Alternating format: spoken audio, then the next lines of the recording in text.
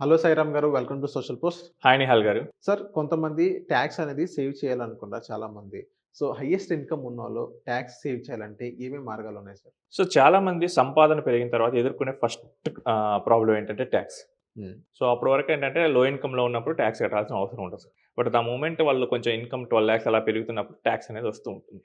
So, వీళ్ళు కరెక్ట్‌గా plan చేసుకుంటే గనక గణనీయంగా టాక్స్ అనేది సేవ్ చేసుకోవచ్చు. ఓకే. సో, ఉదాహరణకి నేను ఒక 30,00,000 సీటీసీ ఉన్న వ్యక్తి గురించి మనం దీన్ని తీసుకుందాం. సో, అతను ఏంటంటే ఫస్ట్ కంపేర్ చేస్తుంది అతను ఉన్న రెజిమ్ ఏంటి? డిఫాల్ట్ అయితే న్యూ రెజిమ్. ఓల్డ్ రెజిమ్‌లో అతనికి ఏమైనా ఎగ్జంప్షన్స్ ఉన్నాయా? తను ఏమన్నా వాడుతున్నాడా? 2 కంపేర్ చేసుకోవాలి. ఒకవేళ ఏ రెజిమ్ బెటర్ అనిపిస్తే ఆ రెజిమ్‌లోనే అతను ఆప్ట్ ఇన్ అవ్వాలి. నెక్స్ట్ చేసేదేంటంటే ఎమర్జెన్సీ ఫండ్. ఎమర్జెన్సీ ఫండ్స్ మీరెక్కడ పెడతారు నార్మల్‌గా? ఎఫ్‌డి పెడతాను. మ్యూచువల్ ఫండ్స్ అయితే డెట్‌లో పెడతాను. యాహ్! బట్ ఎఫ్‌డిలో ఏంటంటే మీకు ఇంట్రెస్ట్ అనేది మీ ఇన్‌కమ్‌కి యాడ్ అవుతుంది. హ్మ్. 30,00,000 ఇన్‌కమ్ అంటే 30% స్లాబ్‌లో ఉంటారు. మీకు ఒకవేళ 1,00,000కి ₹6,000 ఇంట్రెస్ట్ వచ్చింది. బట్ 30% మీరు పే చేయాలి. అదే మీరు డెట్ మ్యూచువల్ ఫండ్ తీసుకుంటే విత్‌డ్రా చేసేటప్పుడు సేమ్ మళ్ళీ మీ ఇన్‌కమ్‌కి యాడ్ అవుతుంది. ఓకే. అదే మీరు తెలివిగా ఆర్బిట్రాజ్ ఫండ్‌లో పెట్టారు.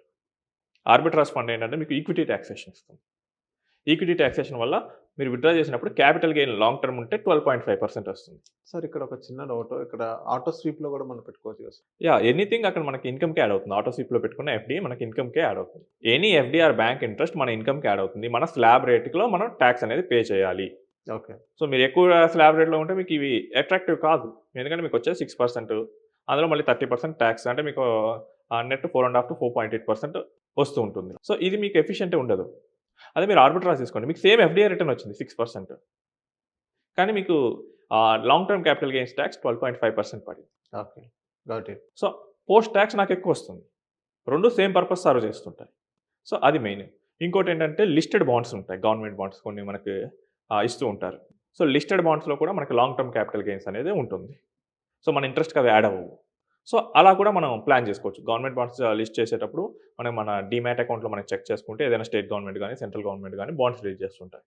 సో, అవి సావరెన్ గ్యారంటీ ఉన్నాయి కాబట్టి ఒకవేళ మనకి అవసరం ఉంటే వాటిలో కూడా ప్లాన్ చేసుకోవచ్చు. Instead of FD. ఓకే.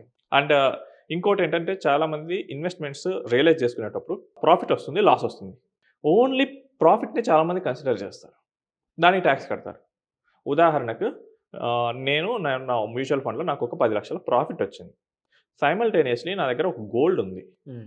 నేను దాన్ని 1.8 లాక్స్ కొన్నాను జనవరిలో. ఇప్పుడు 1.5 లాక్ ఉంది.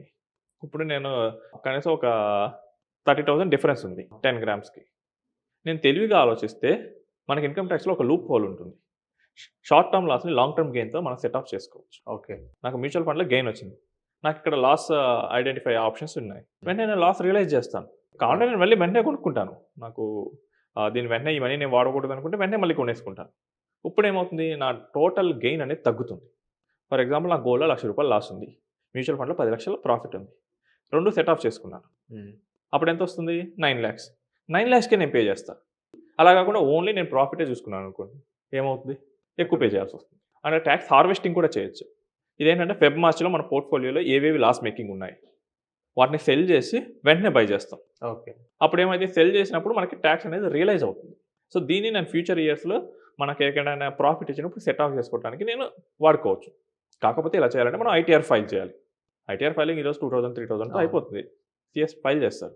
ఒకవేళ మీకు లాస్ కానీ ఒకవేళ ఎక్కువుందనుకోండి 50,000, 1,00,000, 2,00,000 మీకెంత టాక్స్ సేవ్ చేస్తుందది? సో, అది అవును. మిస్ చేస్తూ ఉంటారు. సో, మనం ఇలా 3 అంశాల మీద మనం చేసుకోవచ్చు. టాక్స్ హార్వెస్ట్ చేయొచ్చు. టాక్స్‌ని డిఫర్ చేసుకోవచ్చు.